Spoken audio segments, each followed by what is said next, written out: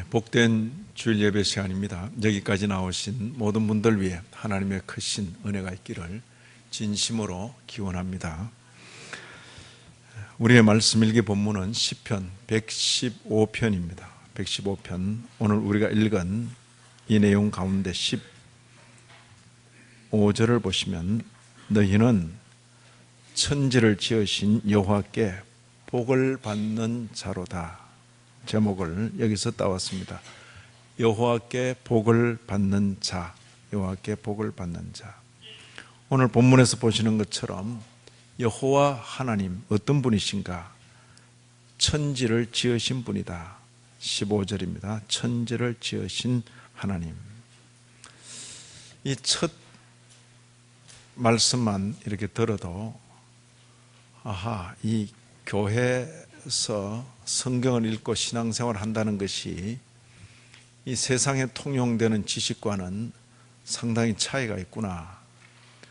오늘날 소위 과학적이라고 정리된 지식은 창조를 애써 외면하고 부인하려고 하는 것입니다. 저절로 되었다. 저절로. 그게 표현도 자연, 스스로 자, 그러할 연, 저절로 되었다. 그리고 그렇게 된 거죠. 진화. 그러나 사람을 교육을 시키지 않고 가만 두면 지으신 분을 생각하고 지음받은 자신임을 헤아려 짐작하는 것입니다. 우리가 읽는 성경은 무려 2000년 그리고 3000년 또 더 전부터 성경은 눈에 보이는 것들이 저절로 된 것이 아니라 지으신 분이 계시다. 지으신 그분은 보이지 않는다 하는 것입니다. 지으신 분이 계시다. 천지를 지으신 여호와 그분께로부터 우리가 복을 받는 자로다. 그 고백을 오늘 시편의 기록자는 하고 있는 것입니다. 신앙생활을 한다. 그 말은 무엇보다도 저절로 된 세상에 산다 이렇게 생각지 않고 지음받은 세상에 살고 나 역시 지음받은 존재다. 세상을 지으신 분, 그분께서 나도 지으셨다. 그래서 지으신 분을 의식하며 살아가는 그것이 신앙의 기본인 것입니다. 굳이 기독교 신앙 아니더라도 이 땅에서 적어도 하늘을 오르고 하늘에 신을 섬긴다 할 때는 지으신 그 신에 대한 고백이 있는 것입니다. 천지를 지으신 하나님, 여호와는 이름만이 아니라 천지를 지으신 하나님. 그런데 이 하나님께서 과학자들 중에 혹은 철학자들 중에 이런 분들이 있습니다. 그래 기독교인들이 하도 창조를 말하니까 있다 하자. 근데 신이라면 완벽하게 짓지 않았겠는가? 그렇지, 완벽하게 지었겠지. 그렇기 때문에 한번 짓고 난 다음에는 다시 손보지 않는다. 메이드 인 스위스, 그죠? 그 시계처럼 한번 만들고 난 뒤에는 다시 어떤 손볼 필요가 없고 멈출 때까지 계속 돌아간다. 그죠? 이게 소위 이신론이라는 것입니다. 신은 완벽하기 때문에 그 지으신 세상에 대해서 더 이상 개입하지 않는다. 창조를 말하는 것 같으면서도 신을 무력화시켜버리는 거죠. 한번 지었으면 끝났다. 이제 우리가 이 세상에서 우리가 알아서 합니다. 그러나 오늘 우리가 읽은 본문은 3절에 천지를 지으신 그 하나님께서 하늘에 계셔서 존귀하다 그런 뜻입니다. 원하시는 모든 것을 행하신다. 원하시는 모든 것을 행하신다. 우리는 그런 하나님을 고백하고 그런 하나님께서 복 주시는 것을 고백하는 거죠. 원하시는 모든 것을 행하신다. 이 표현을 잘 새겨야 되는 것입니다. 예배당에 모여서 성경을 읽고 성경을 믿노라는 사람들조차도 이 말씀을 읽기는 읽으면서도 생각을 달리하는 것 같아요. 하늘에 계셔서 원하시는 모든 것을 행하신다. 우리 하나님은 그런 분이시다. 그런데 많은 인생들이, 그것도 하나님 믿는다는 사람들이 하나님의 이름을 부르면서 내 뜻대로 해달라고 그 하나님께 강요하는 거죠. 우리가 원하는 것을 그가 행하시는 것이 아니라 그가 원하시는 것을 그가 행하시는 것입니다. 네? 그걸 잘 아셔야 됩니다. 이 하나님 앞에서 우리 기도는 우리가 원하는 바를 그가 행하시도록 그렇게 하는 것이 아니라 그가 원하시는 바를 우리가 행하도록 해달라고 하는 그 기도라야 그게 제대로 된 기도인 것입니다. 기도라고 다 같은 기도가 아닌 것입니다. 우리가 원하는 바를 그가 행하도록 그렇게 자꾸 하는 기도는 우상 숭배자들의 기도입니다.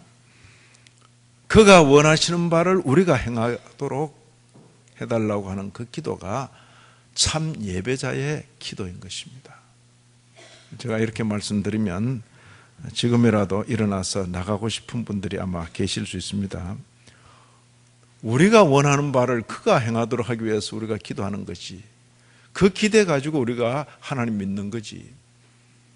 신앙생활 한다고 하면서 끝까지 자기를 부인하지 못하고 자기를 포기하지 못하고 하나님 부르면서 예수 부르면서 끝까지 자기에게 집착하는 그런 종교는 종교라고 말할 것조차 없는 것입니다.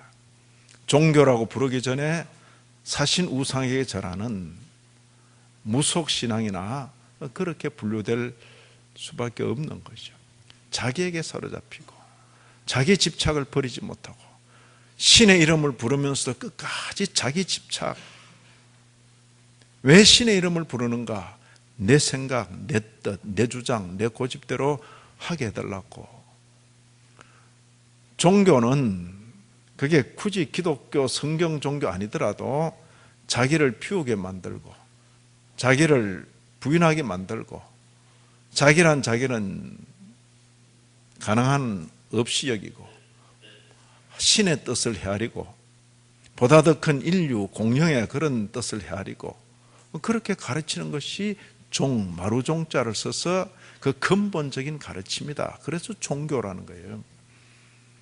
근데 종교라는 것이 있어서 사람으로 하여금 계속 자기에게 집착하게 만들면 그게 무슨 종교가 그런 종교가 있습니까? 근데 오늘날 온통 타락한 종교들만 있다 보니까 종교가 당연히 그런 줄 아는데 그것은 종교 수준에도 미치지 못하는 것이죠. 미신에 해당되는 것이고 많은 경우에 우상 숭배에 해당되는 것입니다. 우상 숭배자의 기도요. 기도에 관한 유명한 일화 중에 에이브럼 링컨 같은 대통령은 기도하는 대통령. 그죠? 남북 전쟁이 한참 진행 중일 때 기도실에서 나오는 그 대통령을 보고 부관이 물었습니다. 기도 많이 하셨습니까, 각하? 하나님 우리 편 되게 해달라고 기도하셨습니까? 그때 대통령 하는 말이 이보게 하나님 우리 편 되게 해달라고 하는 기도가 아니라 우리가 하나님 편 되게 해달라고 기도하는 기도라네. 무슨 소리인지 잘 모르겠죠. 그죠? 예. 너도 나도 자기가 하는 일에 하나님이여 내 편 되어주세요. 그래서 내가 하는 일 성취시켜 주세요. 이게 기도인 줄 알고 있는데 링컨이 목사 아닙니다. 그는 정치가요. 그러나 참 신앙이 뭔지 신에게 기도하는 것이 뭔지 핵심을 가지고 있는 사람이죠.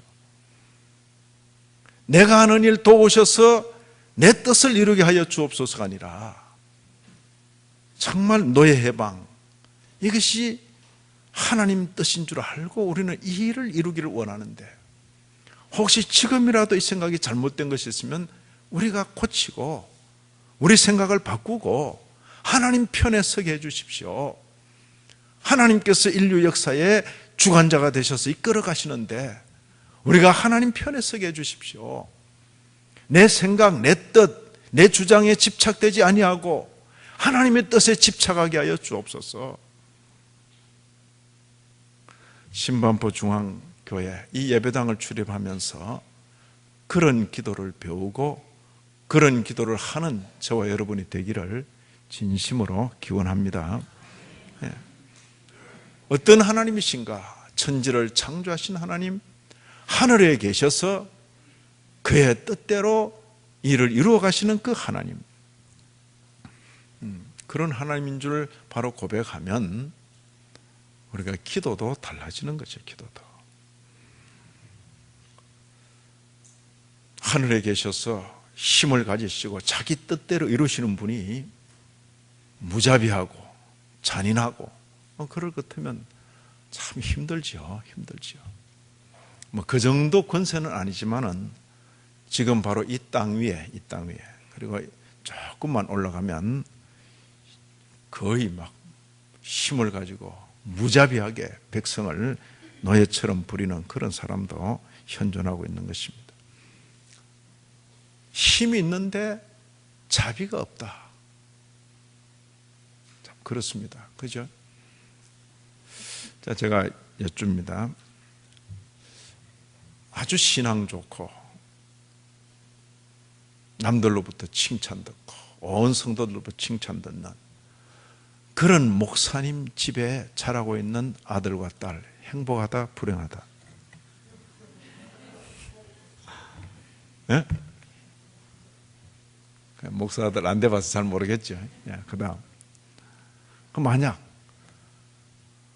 아주 신앙에 엄격하고 신앙에 대해서 철저하고 많은 성도들부터 존경받는 그런 장로님 댁에 자라는 아들과 딸, 행복하다, 불행하다? 목사보다는 장로님 많잖아요. 그러니까 어때요? 생각해 하는 대목이죠. 전 어릴 적부터 그 고민을 많이 했어요. 그죠? 아버지가 목사지 내가 목사인가? 근데 제게 요구되는 것은 끊임없이 목사 아들로 처신해라. 목사 아들. 그죠?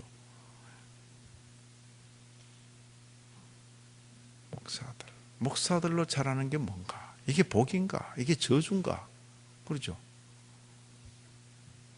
역사 속에 유명했던 인물들, 많은 사람이 목사들입니다. 그 유명이란 말은 좋은 뜻으로도 있지만은 나쁜 뜻으로 있다니까요. 예. 저는 제 아들을 키우면서는 이야기를 많이 했어요. 제가 고민했던 그것을 미리 이야기해 주고,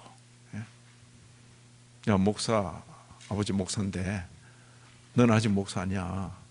근데 사람들이 너들을 자꾸 목사처럼 하러 갈 때 너무 주눅 들지 마, 기죽지 마. 넌 아직 목사 아니라고. 그래서 내가 많이 봐줄 테니까 네 소신껏 해. 한편으로 이 신앙길로 가도록 독려도 하지만 한편으로 여유를 줘야지. 안 그러면 어떻게 지내요? 그렇잖아요. 그렇지만 지금 아버지가 목회를 해나가는 거니까 그래도 이 역할은 감당해 줘야 돼. 이 역할은.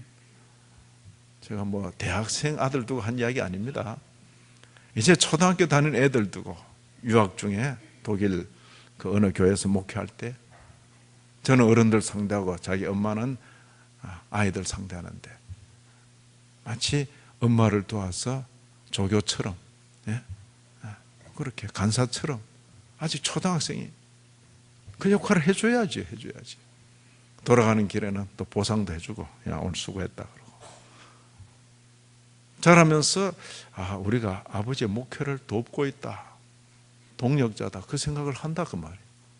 그게 잘못된 생각입니까?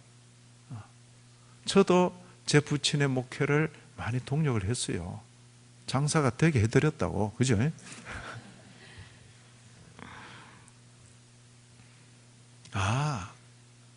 그 목회라는 그 일과 관계에서 장단이 이런 게 있구나.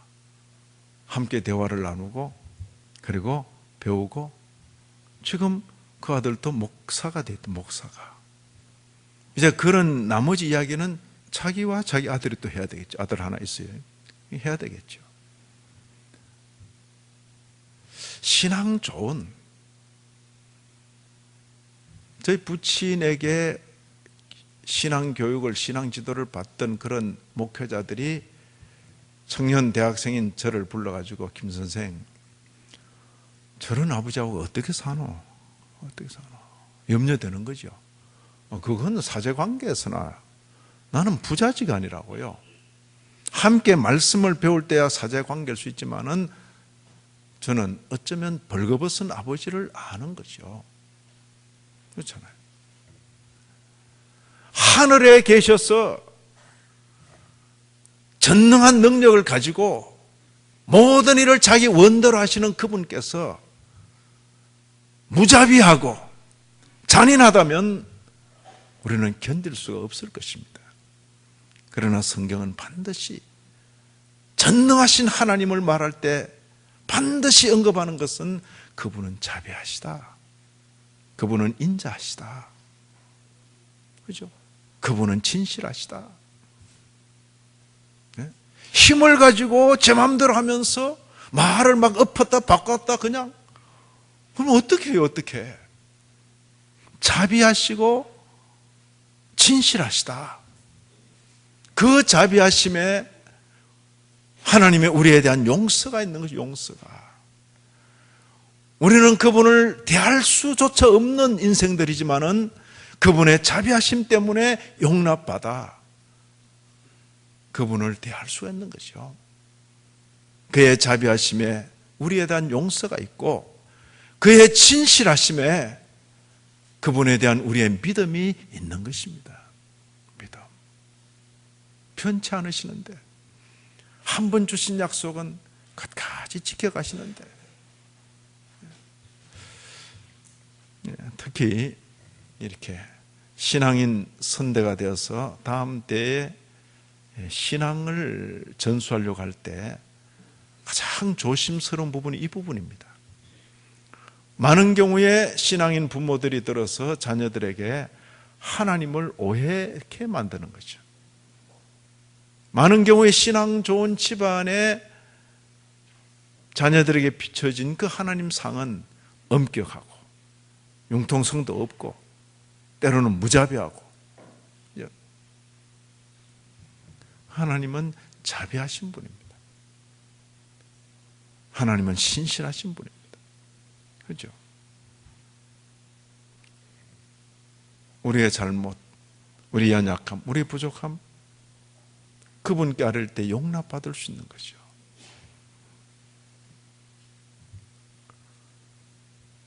그분 편의대로 말 바꾸는 것이 아니라 한 번 말씀하신 것을 끝까지 지켜주시는 인자하고 진실하신 하나님. 여호와께 복을 받는 자 어떤 여호와인가? 창조주. 그 뜻대로 행하시는 분. 그리고 인자하고 진실하신 하나님. 사람들은 말합니다. 복 주는 존재가 여호와만 있는 게 아니고 많이 있다고. 많이 있다. 그 많이 있다는 것 성경은 우상들 그리고 우상이라 그렇게 우상들. 여기 4절 이하 나오는 표현입니다. 우상 많이 있는데 예배당에만 가서 복 받는 게 아니라 복 주는 존재가 많이 있는데 그 우상 4절 보시면 그들의 우상들은 은이다 금이다 사람이 손으로 만든 것이다. 우상 6절 7절은 아주 자상하게 표현하고 있습니다. 입이 있고 눈이 있고 귀가 있고 코가 있고 손이 있고 발이 있고 심지어 목구멍도 있다. 이게 목구멍까지 만든 우상은 대단한 거예요. 그죠?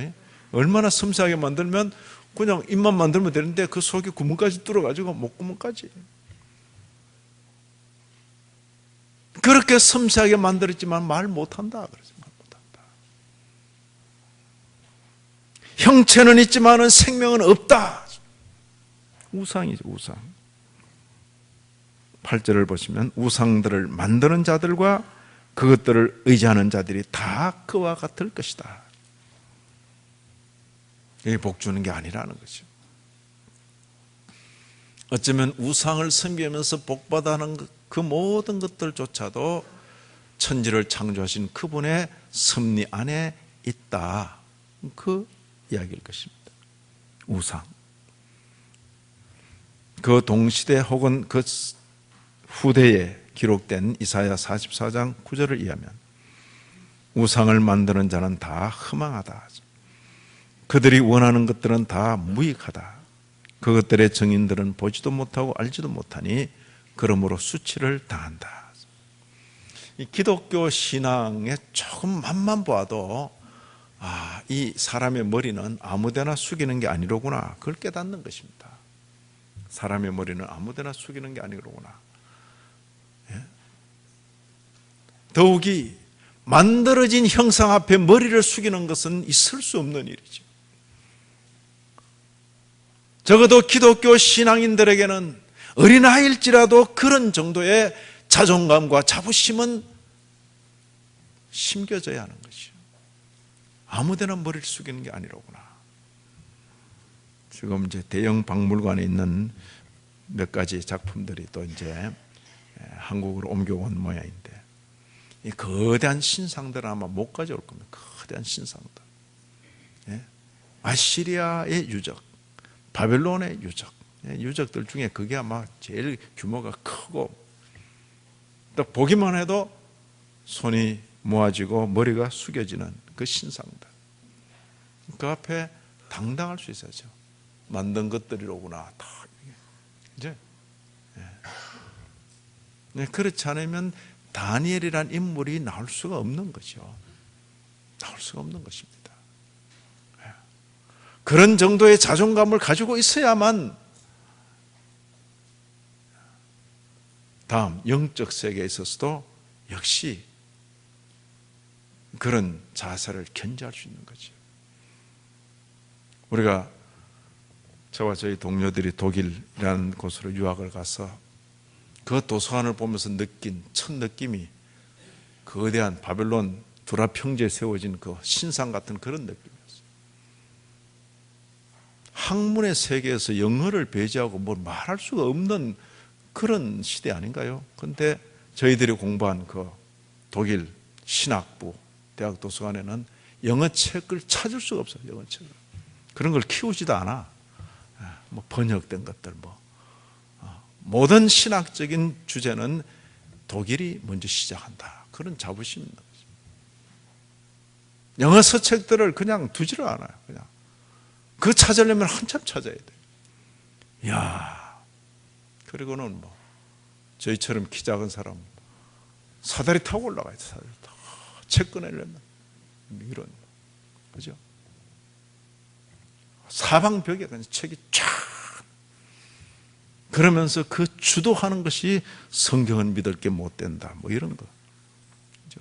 우리 인지가 이제는 성경 기록할 그 시대의 인생들의 인지보다 훨씬 발달한 시대를 살기 때문에 우리는 성경을 비판하고 분석하고 고대인들이 하나님의 말씀인 듯이 기록한 이 내용을 우리가 이 시대에 어떻게 분석하고 살펴볼 것인가. 그 정도지.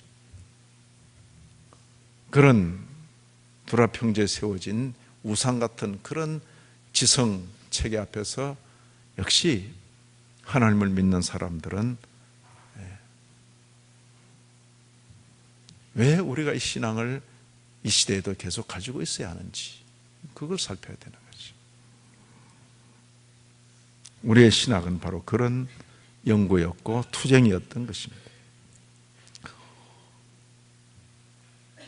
여호와만 복 주는 게 아니라 복 주는 존재가 많다.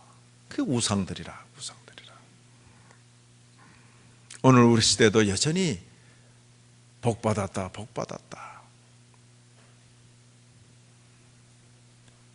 여호와께로부터 받은 복을 한없이 천박하게 만들어 놓으니까 우상들로부터 받은 복하고 똑같아. 그게 어떤 데는 더 크게 보여. 이게 오늘날 기독교가 스스로 만들어 놓은 거죠. 돈 버는 게 복이라. 제가 뭐 더 큰 복을 받았는데 평생 한 번도 교회 안 나온 사람인데 기회 있을 때마다 절간에만 가는 사람인데 그런 경우 있어요, 없어요?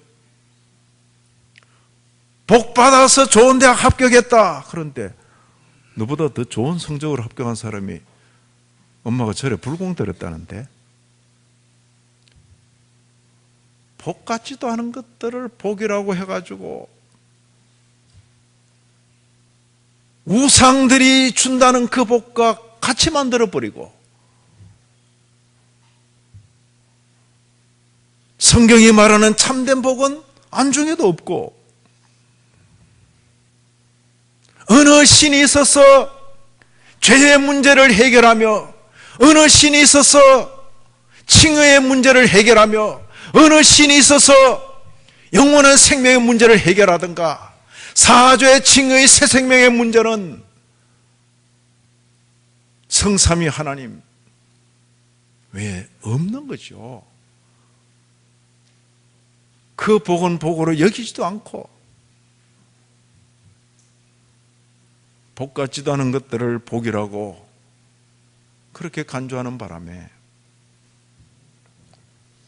여호와 하나님과 우상들이 동격이 되어버리고, 누가 그랬습니까?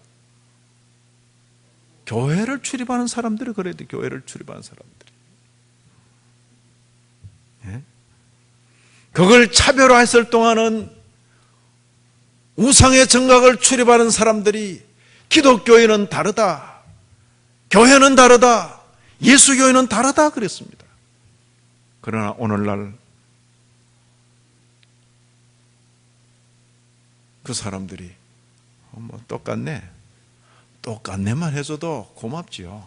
한숨 미치네, 그죠? 이 땅에 제일 부자 어느 교회 장로입니까? 아닙니까? 예? 목사가 부자일 리는 없고, 목사가 부자 같으면 조금 수상하고, 그죠? 아니잖아요. 이 땅에 제일 높은 사람, 그 사람이 어느 교회 권사입니까? 우리 교회는 결혼 안 해도 권사 될 수 있어요, 그죠? 권사입니까?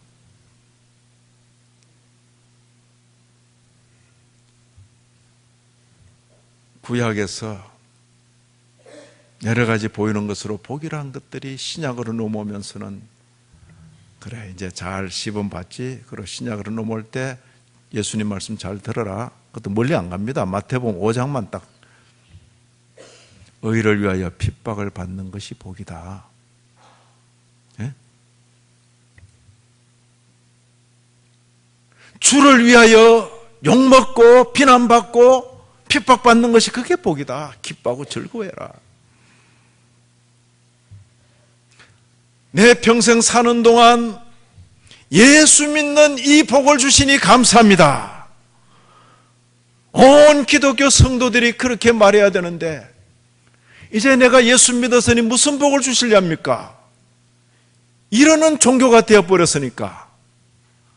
예수 믿는 건 수단이 되고, 예수 믿어서 뭘 더 받으려 할 때 그게 복이라, 그렇게 생각하고 그렇게 말하는 순간 이 기독교 종교는 천박한 땅의 종교가 되고 마는 것입니다. 천하를 다 가진들 예수 믿는 이 믿음 없으면 무슨 소용이 있습니까? 천하를 다 가진들 사죄, 칭의, 새 생명의 이 구속의 은혜가 없으면 무슨 소용이 있습니까? 내 손에 아무것도 없는 듯이 보여도 예수 믿어 사죄, 칭의, 새 생명의 은혜를 입었으면 더 이상 바랄 복이 없다. 그게 우리의 자부심이지, 우리의 자존감이지. 복, 여호와께 복을 받는 자들이 어떤 자들인가? 여기 9절, 10절, 11절 그리고 12절, 13절에 반복되어 나타납니다. 이스라엘, 아론의 집 혹은 레위 족속, 이스라엘 선민입니다. 택자입니다. 택자 중에 택자가 누굽니까? 레위 지파입니다. 레위 지파 중에 아론의 집입니다. 제사장 집안이 제사장 집안. 근데 여기에 전혀 뜻밖의 대상들이 언급됩니다. 11절, 13절. 여호와를 경외하는 자들 그랬어요. 이스라엘이 아니라도 레위 아론의 집안이 아닌데도 불구하고 여호와를 경외하는 자들, 그들이 여기 여호와께 복받는 대상으로 들어가는 것입니다. 네. 2부 때는 이렇게 말씀하니까 한 권사님 아멘 그래서 아멘. 3부 때는 아무도 아멘을 하지 않았어요. 우리 자리는 이스라엘입니까? 우리 자리는 레위입니까? 아론의 집입니까? 우리 자리가 어디 있습니까? 이스라엘이 아님에도, 레위 아론의 집안이 아님에도 여호와를 경외하는 그 무리 속에 부름받은 것입니다. 아멘. 여기 우리 자리가 있는 것입니다. 13절 보시면 높은 사람이나 낮은 사람을 막론하고 그랬습니다. 출신 성분을 막론하고 가진 자나 못 가진 자나 배운 자나 못 배운 자나 건강한 자나 병약한 자나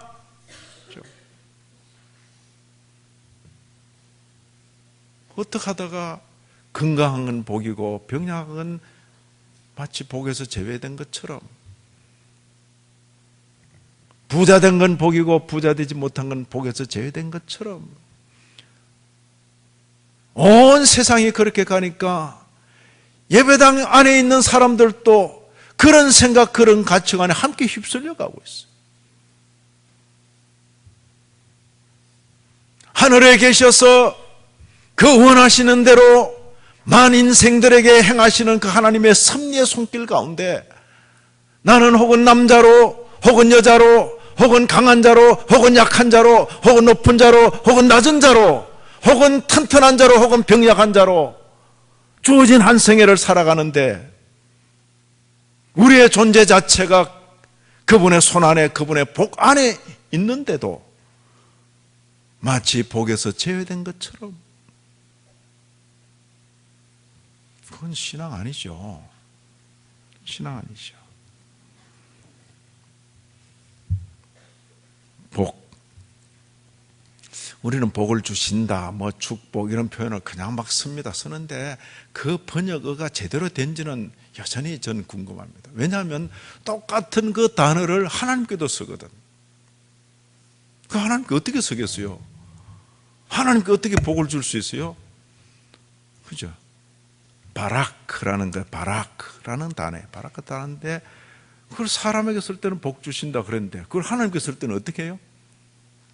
그래서 지금 이제 오후 시간에 이 내용은 말씀드릴 것인데, 그죠? 바라크.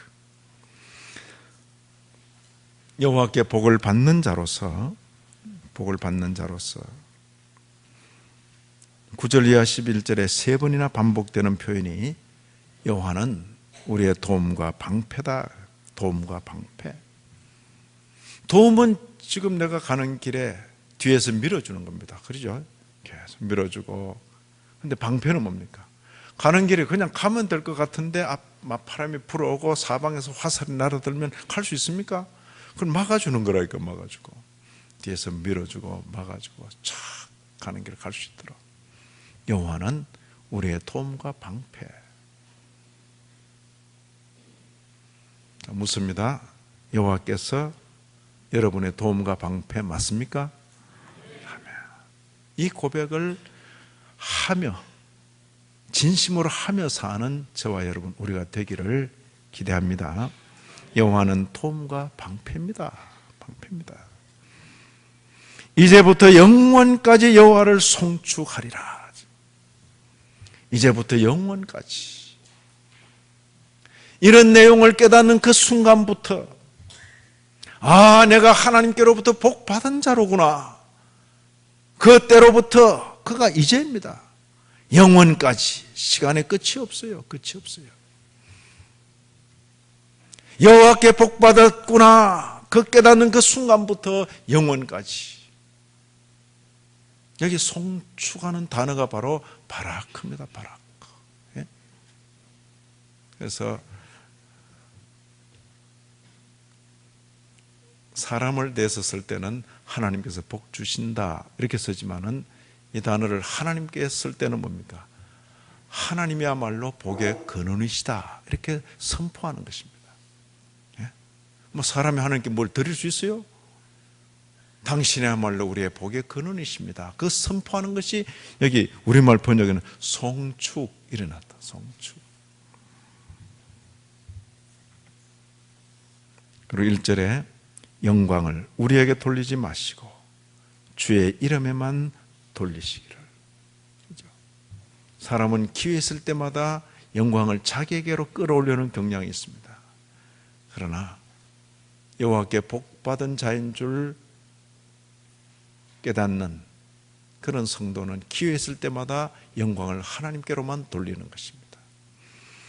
오늘 시는 대단히 중요한 것입니다. 115편 1절 보시면 여호와여 영광을 우리에게 돌리지 마옵소서. 우리에게 돌리지 마옵소서. 오직 주는 인자하시고 진실하심으로 주의 이름에만 영광을 돌리소서. 야, 대단하잖아요. 기회 있을 때마다 기도하면서 영광을 제게 주소서, 영광을 제게 주소서. 예? 심지어 생각 없는 목사들, 생각 없는 교회 직분자들이 예배란 이름으로 영광을 자기에게로 하나님께만 집중해야 될 그 예배를 자기 이름을 높이는 데 서는 도무지 웃지 못할 일들이 우리 주변에 일어나고 있죠. 예배 드린다고 하고 있다가 전직 암흑개가 나타나니까 온 성도들이 일어나서 박수치고 그로부터 그게 예배래. 예배는 모든 순간이 하나님께로 집중되지 않으면 영광을 우리에게 돌리지 마옵시고 오직 주의 이름에만 돌리시옵소서. 누가 이렇게 외치죠? 내가 여호와께 복을 받았구나. 주께로부터 복을 받은 줄 아는 인생들은 이렇게 한평생 사는 동안 그리스도 예수 안에서 용납받아서 여호와께 복을 받은 자로서 저와 여러분 여호와를 도움과 방패로 여기면서 이제부터 영원까지 여호와를 송축하며 여호와 당신이 복의 근원이십니다. 송축하며 영광을 주의 이름에만 돌리며 살기를 소원하는 저와 여러분 우리 모두가 되기를 진심으로 기원합니다. 하나님 아버지, 주신 교훈 가슴에 담고 우리의 남은 날을 살게 하여 주옵소서. 예수님 이름으로 기도 올리옵나이다. 아멘.